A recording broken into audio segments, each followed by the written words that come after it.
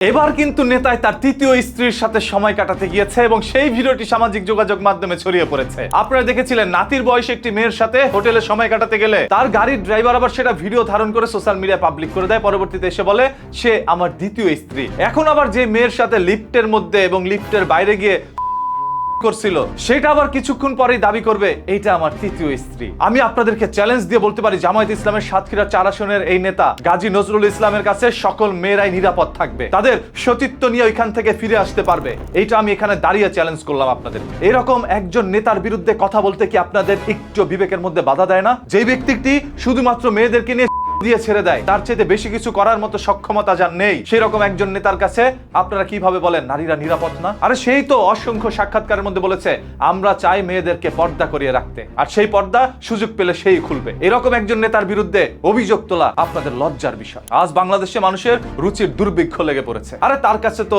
সকল ঘরের মা বোনরা নিরাপদ। দেখেন না, সে শুধুমাত্র দিয়ে তারপর ছেড়ে দেয়। এর চাইতে বেশি কিছু করার সক্ষমতা তার নেই, কারণ সে এখন বৃদ্ধ। এর চাইতে বেশি কিছু করতে পারলে সেই ভিডিও আপনারা পেতেন, পারে না, বেচারা এখানেই ব্যর্থ। জামায়াত ইসলাম থেকে তাকে বহিষ্কার করে দেওয়া হয়েছে, তার সাংগঠনিক পদ ইতিমধ্যেই পুরোটা শেষ। কিন্তু তিনি এখন পর্যন্ত সংসদ সদস্য। যতক্ষণ পর্যন্ত সংসদ থেকে জুতা করে তাকে বের করে দেওয়া না হবে ততক্ষণ পর্যন্ত একের পর এক স্ত্রীদের সাথে তার ভিডিও চলে আসবে। প্রথমটা দ্বিতীয়, এখনকারটা তৃতীয়, এরপরে যে ভিডিওটা আসবে ওইটা তার চতুর্থ। কিন্তু ভাই পঞ্চম ভিডিও আসার পর যদি দাবি করে সেটা আমার পঞ্চম স্ত্রী, তাহলে আগেরটা কেন তালাক দেয়? 5টা স্ত্রী তো একত্রে রাখা যায় না হাদিস মোতাবেক। ওইখানে বেচারায় কট খেয়ে যাবে। তখন একটাকে বলবে না আমি তোমার প্রথম স্ত্রীকে তালাক দিয়ে দিছি। যে স্ত্রী সুযোগ দিচ্ছিল তার স্বামীকে এই ধরনের কাজে লিপ্ত হতে। এই গাজী নজরুল ইসলাম কিন্তু তার ড্রাইভারের বিরুদ্ধে অভিযোগ করেছে এবং তাকে দিয়েছে। এখন যে তার এই তৃতীয় স্ত্রীর ভিডিওটা শেয়ার করে দিয়েছে তার কি হইতে পারে চিন্তা করে দেখেন। একজন লোকের পিছনে আপনার কিভাবে লাগছে, কিভাবে এই সকল ভিডিওগুলো পাবলিক হয়ে যাচ্ছে। যেহেতু তৃতীয় স্ত্রী পাইছে সেহেতু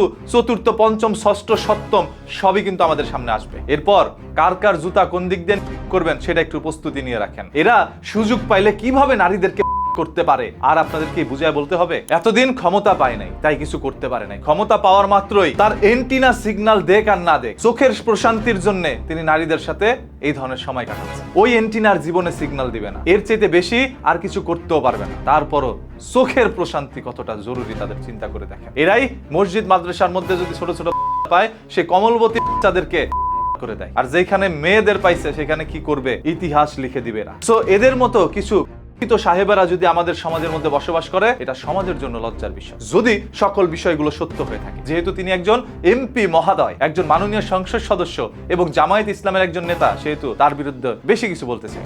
সবকিছু বলার আপনারাই বলেন। এই নেতার সম্পর্কে আরো কোনো তথ্য পেতে চোখ রাখুন নিউজ কিতে। কথা দিচ্ছি মাটির নিচ থেকে লুকোনো সত্য না, সে তো আর মাটির নিচ থেকে নাই। লিফটের নিচের থেকে সত্য আর ঘরের ভিতর থেকে সেই লুকোনো সত্য বের করে উন্মোচন করবো আপনাদের সামনে। এটা তার কত নাম্বার স্ত্রী হতে পারে কমেন্ট করে জানান। পেজটাকে ফলো করে রাখেন, না হলে পরবর্তী ভিডিও পাবেন না।